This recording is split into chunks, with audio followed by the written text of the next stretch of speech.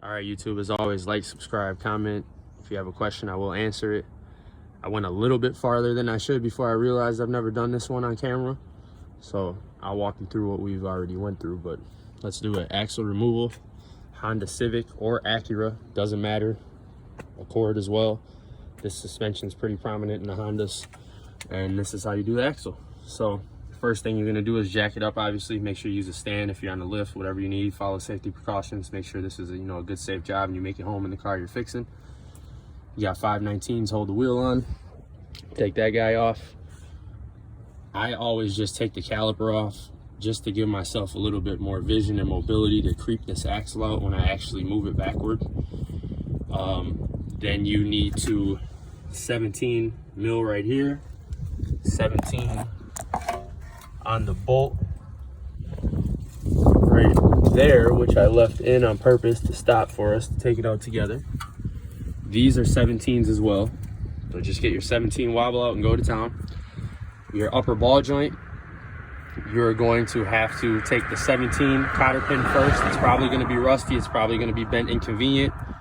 Get yourself a pick like that. It will help you a lot, work wonders. If you're at the shop, but that way, air hammer, a little vibration, pull it. And then you need to crack the taper. Make sure you don't damage this boot because you intend on reusing this. And move your knuckle over a little bit. Your axle nut on these are at 36. As always, get it out of here like so.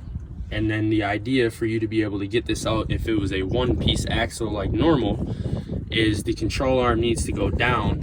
This bolt needs to come out so the strut can move, and you'll slide it out between the gap that you have in this portion right here, which is about where we're caught up to. Make sure your hose doesn't stretch, anything like that.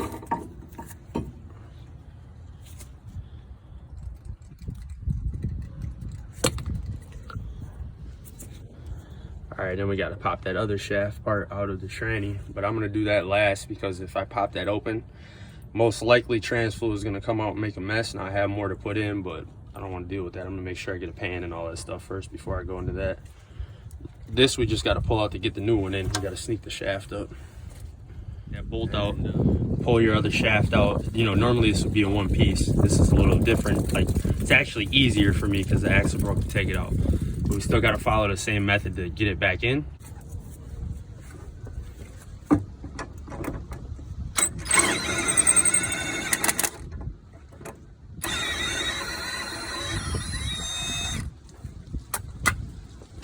All right, so I usually just cheat it out with my gun like that. Saw there's a little bit of pressure on it. Now you can push on this like that. Get that forward.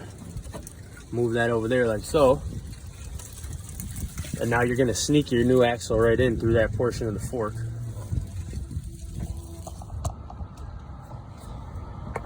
Pop our other axle shaft out. All right, so I popped this one right here. There's a little hook right there. And that gives you a lot of room. There's plenty of room to get a pry bar in there now. We're gonna pop that bad boy out. All right, there we go.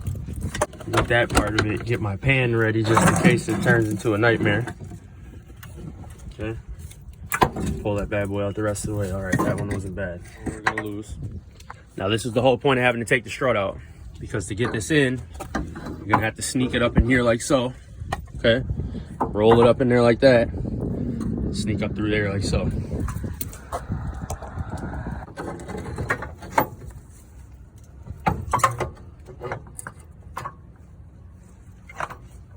Okay, that's what you're looking for. Line it up straight like that. Get the spline teeth started. Either put a piece of wood or back your nut off a little bit to a safe spot and engage your axle properly.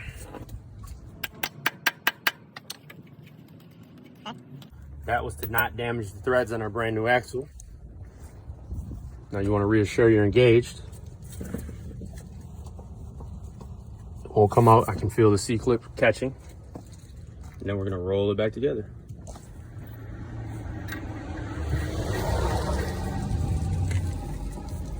We got the baller joint. Okay, now we need to put our strut bolt back through.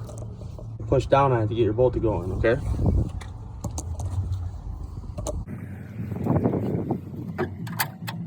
I just gave it a little shoulder, boom, push it through.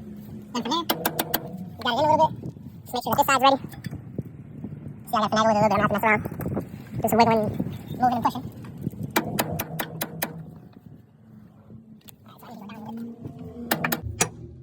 Okay, like so. You got your 17. Now you're really supposed to tighten this one when the wheel is on the ground with the weight, so this bushing isn't torqued in properly. That's how I plan on doing mine. Your axle is in. Make sure your brake hose is not twisted when you're putting it back on. Get that back on there like so. That would be in the natural position like so. Okay. Then you start torquing it back down. We gotta tighten that one there. We got a 10 there. Cotter pin.